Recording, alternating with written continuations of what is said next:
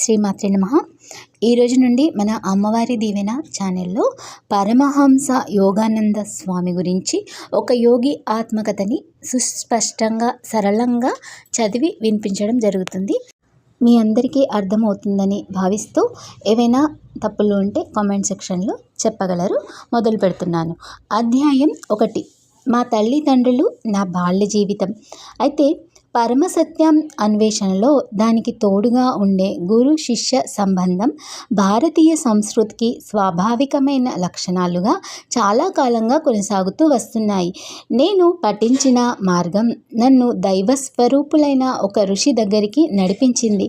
మహిమాన్వితమైన ఆయన జీవితం అనేక యోగాలకు ఆదర్శంగా నిలిచేటట్టు రూపొందింది. భారతదేశానికి నిజమైన సంపద అయిన మహానుభావుల్లో ఆయన ఒకరు.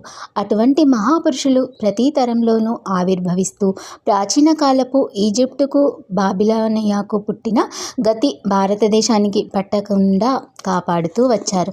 అయితే నా స్మృతి పథంలోని మొట్టమొదటి జ్ఞాపకాలన్నీ ఒకానొక పూర్వజన్మకు సంబంధించిన గజిబిజి విషయాలతో నిండి ఉన్నవి. చాలా వెనకటి జన్మలో ఎప్పుడో నేను హిమాలయ మంచు ప్రదేశాల మధ్య ఒక యోగిగా జీవించినట్లు సుస్పష్టంగా జ్ఞాపకాలు నా మనస్సులో మెదిలాయి. ఈ గతకాలపు జ్ఞాపకాల మెరుపులే తెలియని ఏదో ఒక విచిత్రమైన సంబంధం ద్వారా భవిష్యత్తుని కూడా లీలామాత్రంగా నాకు గోచరింపచేశాయి. పసితనపు నిస్సహాయత వల్ల నేను పొందిన అవమాన భావనలు ఇప్పటికీ నాకు గుర్తే. అప్పట్లో నా నడవలేని స్థితిని, మనస్సులోని భావాల్ని స్వేచ్ఛగా చెప్పలేని స్థితిని ఉక్రోషంగా గుర్తించాను. శారీరకమైన నా ఆసక్తను గ్రహించినప్పుడు నా హృదయంలో ప్రార్థనాభ్యర్థమైన తరంగాలు లేస్తూ ఉండేవి. గాఢమైన నా ఉద్రేకాలు, భావాలు నా మనసులోని అనేక భాషల మాటల్లో వ్యక్తమవుతూ ఉండేవి. ఇక నాలో వివిధ భాషల గందరగోళం ఉంటూ ఉండగా క్రమక్రమంగా మా వాళ్ళ బెంగాలీ మాటలు వినడానికి అలవాటు పడ్డాను.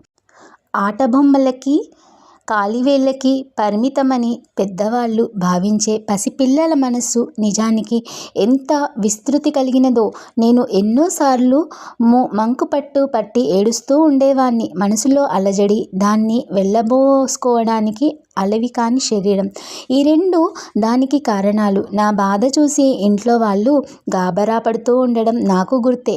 అయితే మా అమ్మ లాలింపులు, గురు శబ్దానికి అంధకారాన్ని పారదోలేవాడు. అంటే గు అంటే అంధకారము, రు అంటే పారదోలేది అని గురుగీతలోని 17వ శ్లోకం తగిన అర్థాన్ని ఇస్తుంది. ఏదో పలకాలని, తప్పటడుగులు వెయ్యాలని నేను చేసే తొలి ప్రయత్నాలు, ఇలాంటి సంతోషకరమైన జ్ఞాపకాలు కూడా నాలో ముసురుకుంటూ ఉంటాయి. మామూలుగా ఇట్టే మురుపుకి వచ్చే ఈ తొలి విజయాలే ఆత్మవిశ్వాసానికి సహజమైన ప్రాతిపదికలవుతాయి.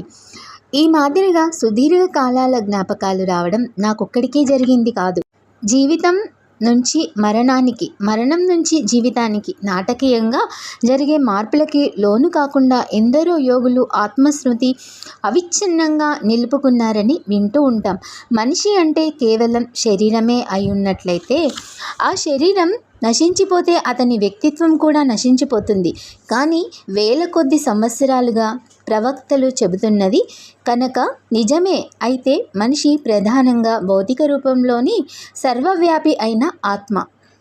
చిన్నప్పటి జ్ఞాపకాలు స్పష్టంగా గుర్తించడం విడ్డూరమైతే కావచ్చు, కానీ మరి అరుదు మాత్రం కావు. అనేక దేశాల్లో నేను పర్యటన చేస్తూ ఉండేవాడిని. సత్యసంధులైన స్త్రీ పురుషులు తమ బాల్య ఉన్నతులను చెప్పగా విన్నాను. నేను జనవరి 5, 1893 తేదీన హిమాలయ పర్వతాలకు సమీపంలో ఈశాన్య భారతంలో ఉన్న గోరఖ్పూర్లో పుట్టాను. నా జీవితంలో మొదటి 8 ఏళ్ళు అక్కడ గడిచాయి. మేము 8 మంది తోబుట్టువులము, 4 మగపిల్లలము, 4 ఆడపిల్లలు.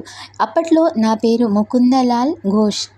మగపిల్లల్లో 2వ వాణ్ణి నేను, అందరిలో 4వ వాణ్ణి. మా అమ్మ నాన్న బెంగాలీలు, క్షత్రియ కులం వాళ్ళు. ఇద్దరు సాధు స్వభావులు. వాళ్ళతో ఒకరి మీద ఒకరికి ఉన్న ప్రేమ ప్రశాంతమైనది, గంభీరమైనది. హుందాతనమున్న ఆ ప్రేమలో అల్పత్వానికి తావే లేదు. మా తల్లిదండ్రుల ప్రేమ వర్ణనాతీతం.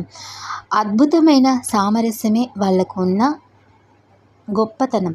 నాన్నగారు భగవతీ చరణ ఘోష్ గారు దయాశీలురు, గంభీరులు, అప్పుడప్పుడు కఠినులు కూడా అవుతారు.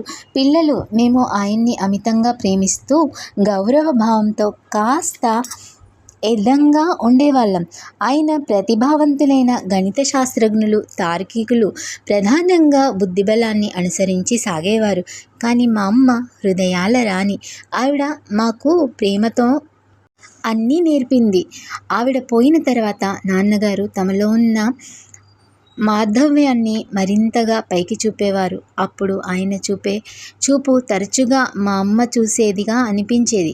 1915లో నేను సనాతనమైన ఆశ్రమ వ్యవస్థానుసారంగా సన్యాసం తీసుకున్నప్పుడు నా పేరు స్వామి యోగానందగా మారింది.